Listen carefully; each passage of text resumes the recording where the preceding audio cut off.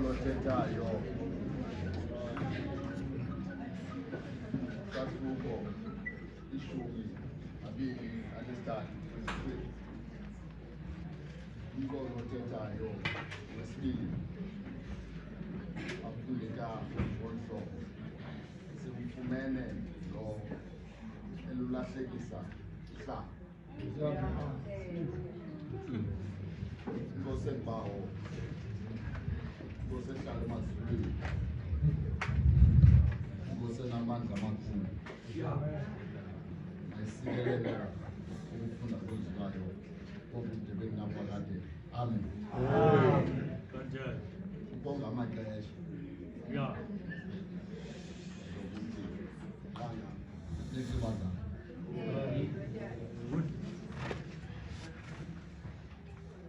simfumene lo elulahlekisa ihlala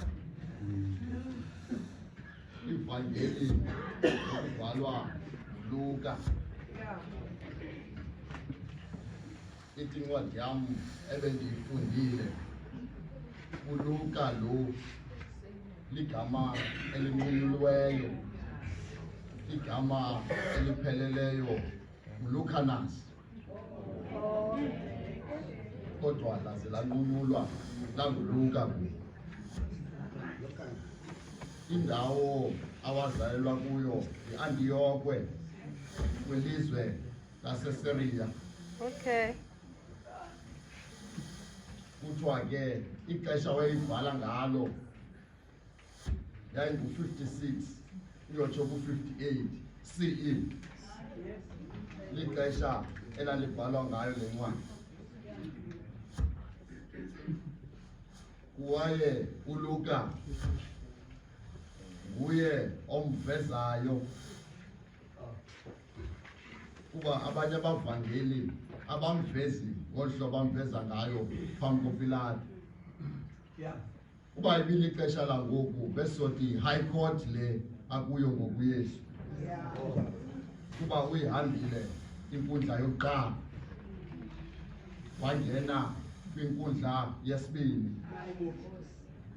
Xa ujonga ngokomthetho le inkundla yesithathu kuthiwa yi-high court. Abantu abangabaphakathi kuloo high court kuthiwa zii-advocate.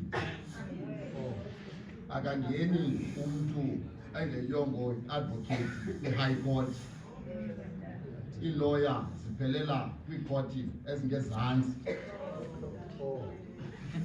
Kodwa ke apha abafarisi bathi simfumene lo elilahlekisa uhlanga.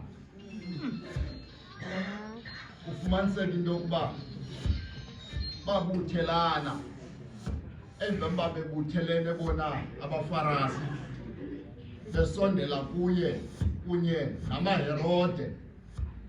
Bathi usondela kuye bafumaniseka into yoba bayambuza into yokuba siyikhuphe na irhafu okanye singayikhuphi. Uthe xa ithethayo ke ngokuYesu wathi ufuna ukubona into yokuba irhafu yintoni, beza nayo idenariyo phambi kwakhe. Ubuzile ke ngoku uYesu into yoba kubhalwe bana kwathiwa kubhalwe Kesare, kwathiwa bubuso bukabani obu, kwathiwa bubuso bukaKesare. Watsho ke ngoku uYesu xa ithethayo wathi izinto zikaKesare uKesare, izinto zikaThixo uThixo. Simfumene lo elulahlekisa uhlanga. Kwalapha ngezantsi kwangeminenye abasadusi basondela kuye. Emveni besondela kuye abasadusi bafumaniseka into yoba bayambuza besithi umthetho kaMoses kumisiwe kwathi ukuba umntu ufumaniseka into yoba wendile apha ahle beba endile kwafumaniseka oonyana abalapha basiqhele kwaze kufumaniseka uba atshone unyana lokuqala bemthathile. Wafumaniseka uba engakhange afumane mntana apha kulo mntu uye afumaniseka into yoba adluliselwe kowesibini, waze nowesibini angafumani mntana udluliselwa nakowesithathu kude kuyoma kwabesixhenxe. Kwafumaniseka uba into yokuba bayambuza ke ngoku into yokuba xa ithe wavuka emveni koko eveba befile bonke bafana nenkosikazi leyo. Wafumaniseka into yokuba uyayithetha uYesu le nto le into yokuba anifundiswanga nani na into yokuba niyazi into yokuba uThixo lo ayingoThixo wabafileyo, nguThixo wabaphilileyo. Simfumene lo elulahlekisa uhlanga. Uhlele ngezantsi kwafumaniseka into yokuba abaFarisi bafumaniseka into yokuba bayakhwankqiswa into yokuba bebona uba abaSadusi khange baphumelele bona ngecebo labo. Kwafumaniseka into yokuba basondela kuye bebuza into yokuba ngomphi umthetho owona mkhulu. Wafumaniseka into yokuba uYesu uyabaphendula apha wathi into bafumaniseka uba into bafuna niyazi umthetho ukuthanda uYehova uThixo wakho, umthande ngomphefumlo wakho, umthande ngengqondo yakho, umthande ngenhliziyo yakho. Wafumaniseka uba uthi umthetho wesibini awubekayo uze umthande ummelwane wakho njengokuba uzithanda wena. Simfumene lo elulahlekisa uhlanga. Uphambi koPilato apha kuthiwa nguPontius Pilato lo. Ngexesha kufumaniseka into yokuba bebekwa ngalo ebengumnyanzelisi mthetho wesithandathu ngeli xesha abekwayo nguTiberia. uTiberia ebephethe yena ngumnyaka we-12 yena nje bephethe apha. Uyabekwa ke ngoyeni uPilato ubekwa ngo-AD 26. Lixesha abekwa ngalo ke ngoku for bazogweba apha. Ufumanise uba ndoba uYesu urholelwa phambi koPilato, wathi emveni uYesu erholelwa phambi koPilato ufumanise into uPilato uyaxelela into yokuba kuthiwa yena uzenza ukumkani, uthi yena unguKristu, yena akafuni ukhupha rhafu. Wafumanise into yokuba uPilato uyambuza ke ngoku, umbuza into yokuba wena unguye na uKristu, uthi awufuni ukhupha rhafu. Uyavuma ke ngoku uYesu yena uthi nawe sowutshilo. Simfumene lo elulahlekisa uhlanga engavumi. Wafumaniseka uba uPilato wenza isigqibo kwangoku, uthi yena ndifumana ityala kulo mntu.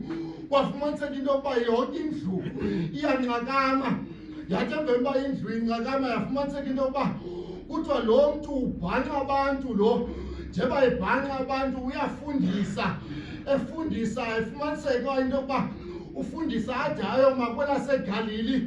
Wafumaniseka into yokuba uyacinga kuPilato ke ngoku into yokuba ngubani umntu ophetheyo phaa kweli cala laseGalili.